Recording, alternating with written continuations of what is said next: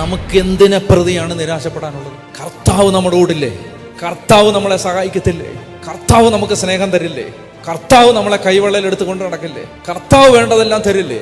ഒരു അല്പകാലത്തേക്ക് നമുക്ക് ഇത്തിരി വിഷമുണ്ടെങ്കിൽ കർത്താവ് അതിലൂടെ നമ്മളെ എടുത്തോണ്ട് പോവില്ലേ? ഇന്ന് നമ്മൾ കണ്ടുമുട്ടുന്നതിൽ 90% വേഗം മുറിവേൽക്കുന്ന മനുഷ്യരാണ്. പെട്ടെന്ന് ഈഗോ ഹേർട്ട് ചെയ്യുന്നവര്, പെട്ടെന്ന് ഒഫൻഡഡ് ആവുന്നവര്, പെട്ടെന്ന് വയലന്റ് ആവുന്നവര്, പെട്ടെന്ന് കോപിക്കുന്നവര്.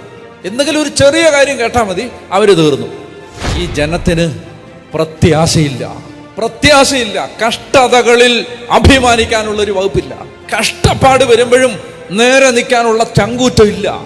എവിടുന്നെങ്കിലും പിശാച് വന്നൊന്ന് മാന്തിയിട്ട് പോയാൽ പിന്നെ 15 ദിവസത്തേക്ക് കാണത്തില്ല. തോറ്റുകൊടുക്കാത്ത ഒരാത്മവീര്യം ഈ കാലഘട്ടത്തിൽ ദൈവമക്കൾക്കുണ്ടാവണം. ചെറിയ പ്രതിസന്ധികളല്ല നമ്മളെ കാത്തിരിക്കുന്നത്. അതുകൊണ്ട് ഈ ജനത്തിന് പ്രത്യാശ നഷ്ടപ്പെട്ട ജനമാണിത്. ഈ ജനത്തിന് പ്രത്യാശയില്ല.